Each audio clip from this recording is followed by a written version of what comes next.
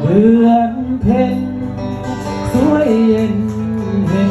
นารามน้ำพาจะมูกดูงามเย็นชื่นโนยาเมื่อลมพัดมาแสงจันทร์นวลชวนใจข้าคิดถึงที่จากมาคิดถึงท้องนาบ้านเรือนที่เคยเล่าเรื่อยไรร้องดังฟังว่าสิทธิจับรังควรนาลวงเลยช่วยพากระซิบข้างกายถ้ายังคอยอยู่ไม่นานไม่เลือนจะเคลื่อนคลายคิดถึงนิวายแม้เราจากกัน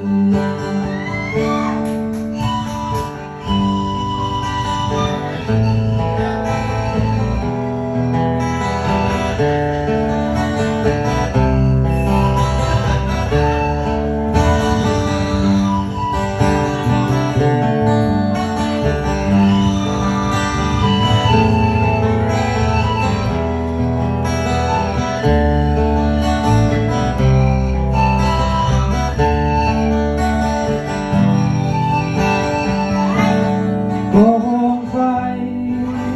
สุมพลายตามคอคงยังเหนียวหมอดาบดอกจะเอ่ยช่วยบอกให้ลมช่วยเป่าสุมไฟให้แรงเข้าพัดไล่ความเยือกเย็นหนาวให้พี่น้องเฮา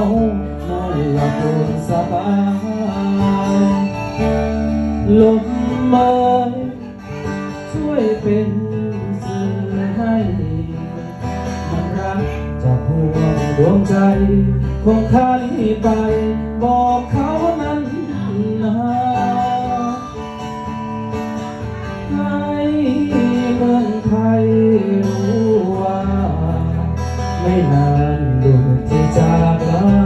จะไปซบหน้าแต่ปุกแม่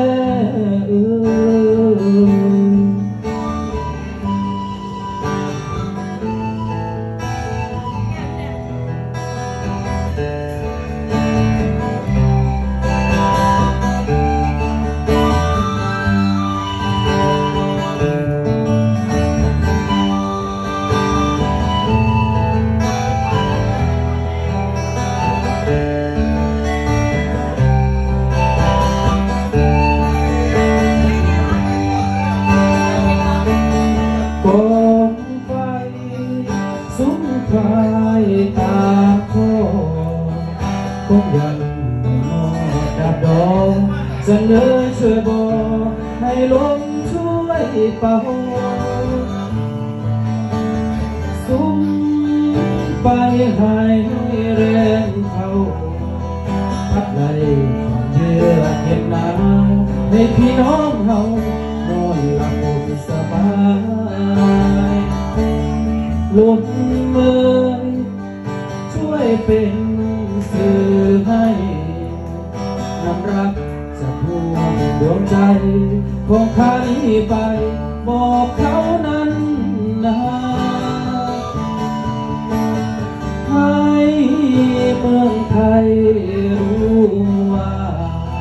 ไม่นานลูกที่จากลาจะไป